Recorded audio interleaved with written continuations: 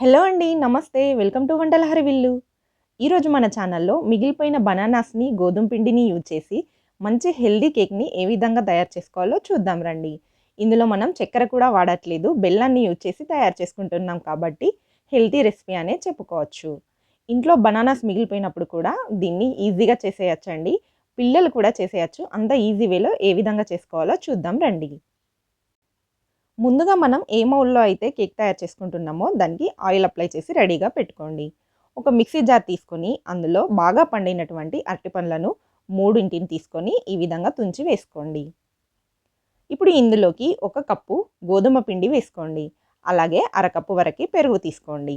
ఇందులోనే అరకప్పు బెల్లం తురుము కూడా వేసుకోండి. అలాగే పావు కప్పు వరకు ఎలాంటి ఫ్లేవర్ లేని ఆయిల్ వేసుకోండి, లేదంటే బటర్ అయినా వేసుకోవచ్చు. ఇందులోనే హాఫ్ టీ స్పూన్ ఇలాచీ పౌడర్ వేసుకోండి. అలాగే 1 టీ స్పూన్ వరకు వంట సోడా వేసుకోండి. ఇందులో నేను బేకింగ్ పౌడర్ వేయట్లేదండి. బేకింగ్ సోడాతోనే చేస్తున్నాను. బేకింగ్ పౌడర్ లేకపోయినా కూడా సోడాతో కూడా మనకి కేక్ అనేది చాలా ఫ్లఫీగా బాగా వస్తుంది. ఇవన్నీ వేసుకున్న తర్వాత మిక్సీ పట్టుకోండి. ఈ విధంగా స్మూత్‌గా కేక్ బ్యాటర్ ఏ విధంగా ఉంటుందో ఈ విధంగా మిక్సీ పట్టి పెట్టుకోండి. దీనిని మనం ఆయిల్ అప్లై చేసి పెట్టుకున్నటువంటి ప్యాన్‌లోకి తీసుకోండి. స్టవ్ పైన ప్రీహీట్ కోసం కడాయి పెట్టుకొని అందులో స్టాండ్ పెట్టుకొని 10 నిమిషాల పాటు లో ఫ్లేమ్‌లో వేడి చేసుకోండి. మనం కేక్ మౌల్డ్‌లో వేసుకున్నటువంటి ఈ బ్యాటర్‌లో బబుల్స్ లేకుండా ఒకసారి ట్యాప్ చేయండి. దీనిపైన ఏవైనా డ్రై ఫ్రూట్స్ ఉన్నట్టయితే చిన్నగా కట్ చేసుకొని పైన డెకర్ చేసుకోండి. ఈలోగా స్టవ్ పైన పాన్ హీట్ అయిపోయి ఉంటుందండి. అందులో ఈ కేక్ మౌల్డ్ పెట్టుకొని 40-50 మినిట్స్ వరకు లో ఫ్లేమ్‌లోనే బేక్ చేసుకోండి. కేక్ బేక్ చేసేటప్పుడు 30 మినిట్స్ తర్వాత నుంచి 5 మినిట్స్‌కి ఒకసారి చెక్ చేసుకుంటూ ఉండండి. ఎందుకంటే మీరు తీసుకున్న బౌల్‌ని బట్టి అందులో రిలీజ్ అయ్యే హీట్‌ని బట్టి కేక్ బేక్ అవ్వడం డిపెండ్ అయి ఉంటుంది. నాకు మాత్రం 40-50 మినిట్స్ మధ్యలో కేక్ బేక్ అయిపోయిందండి. దీనిని స్టవ్ పై నుంచి తీసేసుకొని ఈ విధంగా ఒక కాటన్ క్లాత్‌లో పెట్టుకోండి.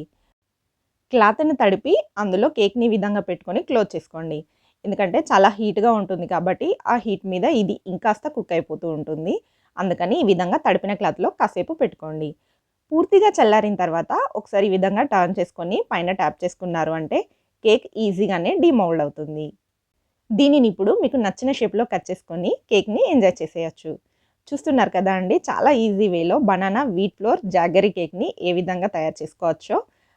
దీనిని చిన్నగా కట్ చేసుకొని పిల్లలకు స్కూల్‌కి స్నాక్‌లా కూడా పెట్టొచ్చండి. చాలా బావుంటుంది. చాలా టేస్టీగా ఉంటుంది.